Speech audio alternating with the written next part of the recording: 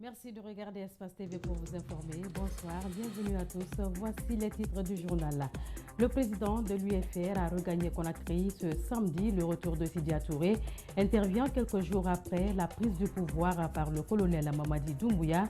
Le président de l'Union des forces républicaines a fait une déclaration. À suivre les détails dans ce journal. Et puis la militaire au pouvoir depuis le 5 septembre dernier pose des actes forts. Elle vient de nommer le général de brigade Mawa Silla comme gouverneur de la ville de Conakry. Elle remplace à ce poste le général Mathurin Bangoura, mais qui est la nouvelle promue. Et le mandat de réponse dans cette édition. Voilà pour le sommaire. Bienvenue à tous.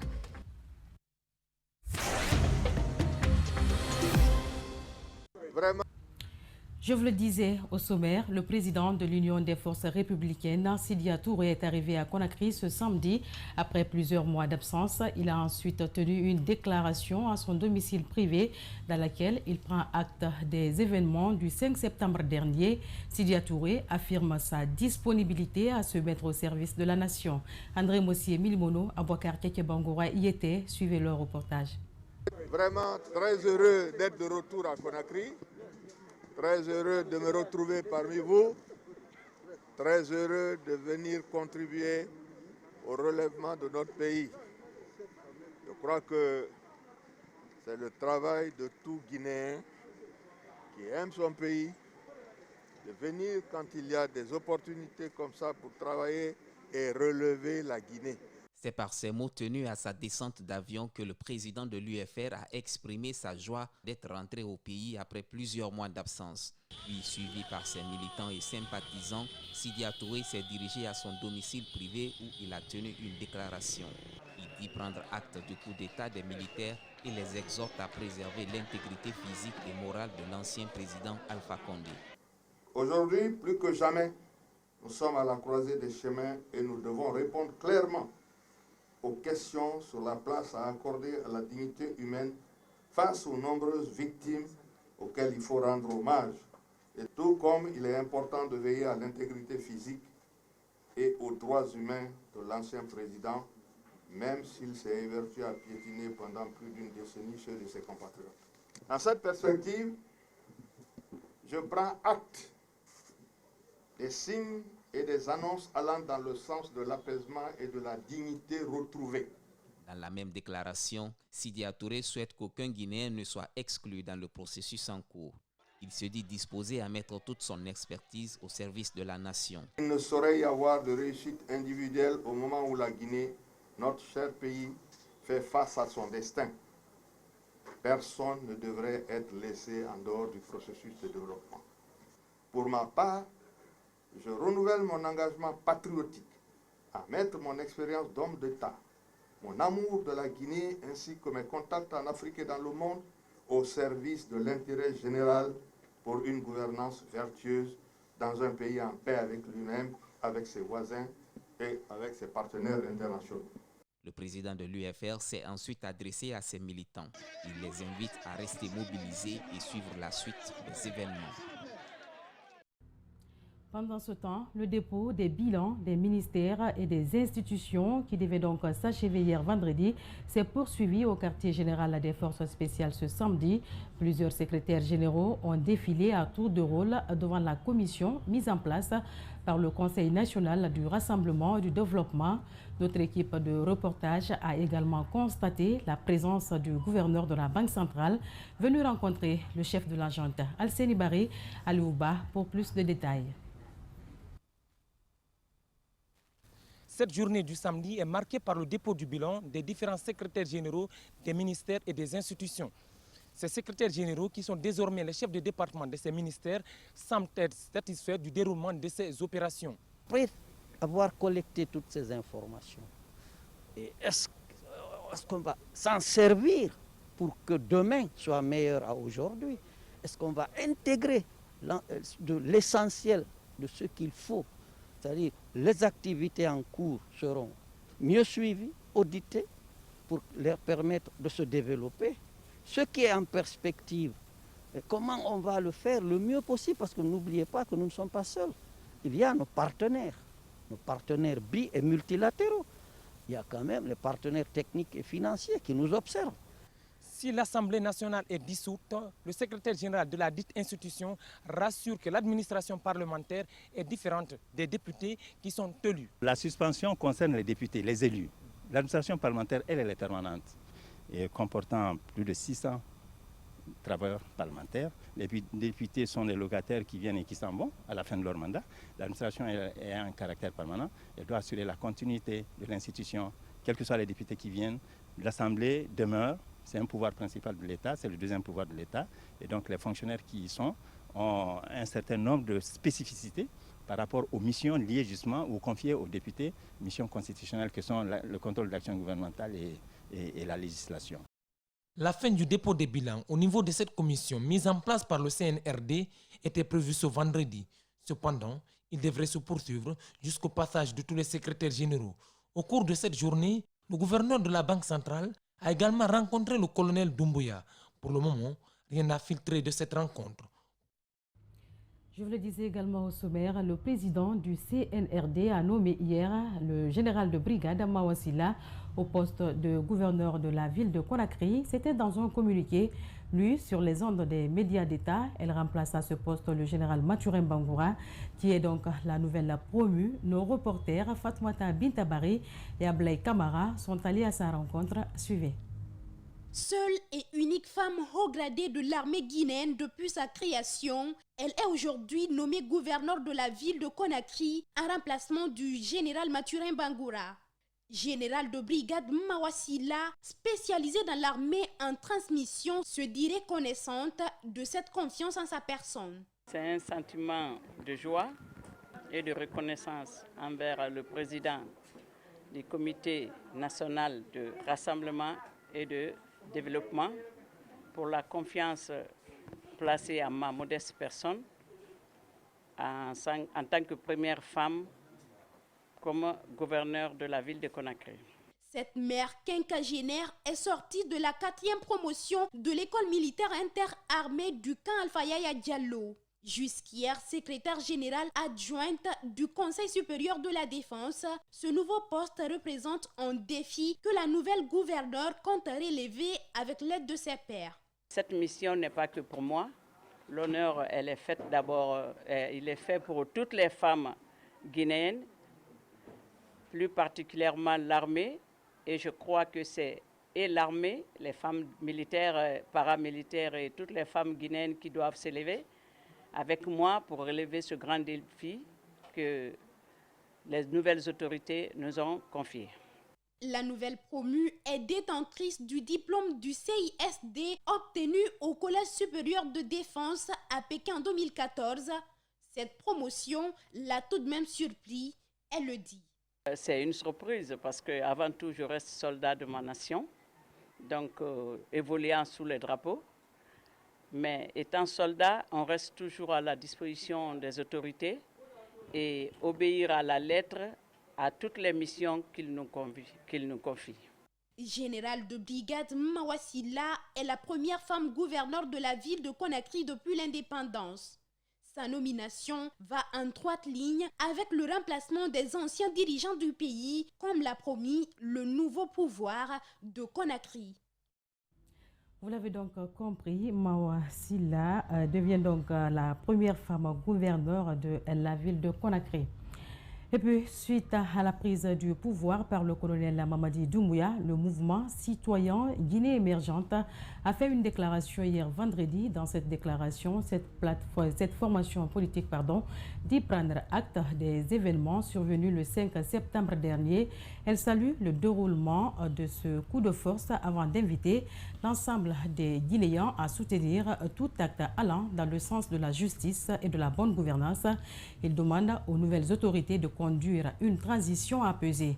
Son président est au micro d'André Mossié Milimouno et Abouakar Din Kamara. Guinée émergente, fidèle à ses idéaux de paix, de justice, de respect des droits humains et des principes démocratiques, prend acte de ce coup de force. Invite le peuple à soutenir tout acte allant dans le sens de la justice, de la paix, du renouveau et de la bonne gouvernance. Invite également les nouvelles autorités à une transition apaisée. Guinée émergente salue la libération des détenus politiques injustement emprisonnés.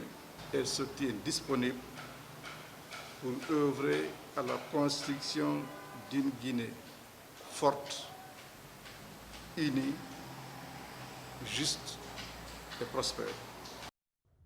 De l'autre côté, le collectif des victimes de déguerpissement de Kapororaï, KIP2 et d'IMES 2019 a fait ce samedi une déclaration. Il salue la prise du pouvoir par le CNRD et demande à ce dernier de faire donc la lumière sur les destructions faites dans ces localités de Conakry en 1998 et 2019.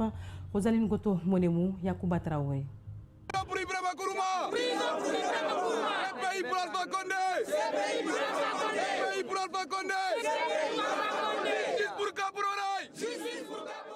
C'est sur ces slogans hostiles aux anciens dignitaires du pays que les victimes de déguerpissement de Kapororaï, KIP2 et d'IMES interpellent le Comité national de rassemblement et du développement sur sa situation. Ces déguerpissements ont touché 20 000 citoyens et 2500 maisons ont été détruites dans ces localités en 1998 et 2019. L'État avait promis de dédommager et recaser les victimes en vain. En clair, il n'y a jamais eu de dédommagement, encore moins de recasement. Est-ce que l'argent était sorti des caisses de l'État pour prendre une autre destination? Est-ce que les domaines prévus ont été revendus? Voilà les questions auxquelles devront répondre les anciens dignitaires. Les victimes de Kapororaï, KIP2 et d'IMES 2019 demandent au CNRD d'ouvrir une enquête afin de faire toute la lumière sur ces cas. Rétablir les victimes dans leurs droits, en restituant leurs terres et en reconstruisant leurs habitations. L'arrêt de tous les travaux d'occupation en cours à Kapororaï, KIP2 et d'IMES, ainsi que des acquisitions frauduleuses, notamment par la société Orange Guinée. L'inculpation d'Ibrahima Kourouma, ancien ministre de la Ville et de tous les agents impliqués dans la casse. Le collectif des victimes salue la prise de pouvoir du CNRD. Il s'est compté sur ce dernier pour qu'enfin triomphe la justice et la vérité dans cette affaire. Les victimes fondent un réel espoir sur le CNRD et son président, le colonel Mamadi Doumbouya, qui a déclaré que la justice sera désormais la boussole qui orientera chaque citoyen. Le collectif rassure le CNRD de son engagement à lui fournir tous les détails relatifs à ce dossier. Il faut rappeler que les victimes n'ont reçu aucun avertissement. Selon les victimes de déguerpissement de Kapororaï, KIP2 et d'IMES, le pouvoir d'Alpha Condé avait ignoré les décisions du tribunal de première instance de Dixine qui avait ordonné l'arrêt de tous les travaux. Plus d'un an passé à la maison centrale, les soldats de la 2e classe sont désormais libres. Ils ont manifesté leur joie ce samedi et remercié les nouvelles autorités pour leur avoir accordé cette liberté. Marissa Kamara et Yacouba Traoré pour plus de précisions. Enrôlés par l'État guinéen en 2009 pour une formation au centre d'infanterie et de recyclage de Kissidougou, les soldats de 2e classe avaient été renvoyés sans être engagés dans les effets de l'armée. Après avoir revendiqué leur prise en charge pour servir la nation guinéenne, ils ont été arrêtés et emprisonnés à Sorokoni, un camp militaire situé à 25 km de Kankan. C'est nous qui avons été arrêtés au compte des soldats de Kissidougou. Aujourd'hui, grâce aux nouvelles autorités, nous recouvrons notre liberté. Nous, au nombre de 7 personnes, nous avons passé une année et quelques dans l'inquiétude. Donc, comme je vous dis, des raisons que nous ignorons. Et pour nous, nous ne pouvons pas rester sans remercier les nouvelles autorités. Et nous sommes derrière tous ceux qui voudront, nous sommes prêts à exécuter, nous sommes prêts à servir la nation avec eux. Libérés ce 7 septembre après la prise du pouvoir par le CNRD, ces jeunes sollicitent de la part des nouvelles autorités leur engagement dans l'armée. C'est la fierté, c'est la joie. La liberté est plus bonne que tous. On m'a attrapé sur une accusation que junior. Moi, je réclame mon prise en charge. C'est pour cela qu'on m'a arrêté. Ce que je demande à nouvelle autorité, le président de CNRD, le collègue Mamadi Doumbouya, de nous regarder, de prendre notre situation à la main, de nous prendre en charge. Ces jeunes formés manifestent leur joie par un chant et rendent grâce au Tout-Puissant, tout en gardant l'espoir de servir leur pays comme soldats. Soldats de Guinée, soyons unis. Autre actualité de cette édition, le ministère des Travaux publics peine à honorer ses engagements vis-à-vis des entreprises en charge des projets. Il s'agit notamment des chantiers financés par le budget national de développement BND. De nombreuses entreprises se plaignent du défaut de paiement. Pratiquement tous les chantiers concernés sont aux arrêts pour manque de paiement, nous dit Mamadou Kalisso. Au mois de mars 2020, à la veille du double scrutin référendaire et législatif, des dignitaires de Sigiri ont haussé le ton. Ils ont envoyé un message clair à ces roturiers. Si la voirie urbaine de Sigiri n'est pas bitumée, le Bouré ne votera pas pour le RPG Arc-en-Ciel aux prochaines élections. Le message a été bien reçu au sommet de l'État. 15 km 600 leur ont été accordés. Le groupement Enanchin Béjek, qui a en charge le tronçon d'Aboula-Kouroussa, a été dépêché sur les lieux. Les travaux ont démarré avant même la signature du contrat, qui interviendra plus tard au mois de mai, selon notre source. La multinationale chinoise a préfinancé et réalisé les travaux à 65%. À date, elle n'a reçu qu'un montant de près de 50 milliards de francs guinéens, alors que le coût total du projet est estimé à plus de 185 milliards de francs guinéens, d'après nos sources. Les travaux sont à l'arrêt depuis plusieurs mois. D'après une autre indiscrétion, au ministère des Travaux publics, tous les chantiers financés par le budget national de développement sont à l'arrêt, faute de paiement. Au niveau de l'entretien routier notamment, de nombreuses entreprises qui ont bénéficié des contrats d'entretien se plaignent des défauts de paiement. L'entreprise Gicopress, par exemple, qui s'occupe de l'entretien d'urgence sur la route nationale Dubreka-Boké. La quantité du marché, tranche ferme, est de 7000 m². Ces travaux ont été exécutés à 100% depuis le mois de juin 2021, nous confie un cadre de Gicopress. L'entreprise a été obligée par le département des Travaux publics de diviser la facture en plusieurs tranches pour leur permettre de payer, mais jusqu'à présent, rien. Ces factures ont été déposées par l'entreprise au ministère. C'est en ce moment que le coup d'état militaire est intervenu. Le directeur national de l'entretien routier, Sayalonde Kamara, contacté, n'a pas démenti l'information. Et c'est cet élément qui met fin à ce journal réalisé par toute l'équipe de la rédaction d'Espace TV. Merci à Bernard Konduno qui m'a aidé à vous le présenter et à toute l'équipe technique du jour, ainsi qu'à vous, téléspectateurs. Bonne soirée sur Espace TV. Au revoir.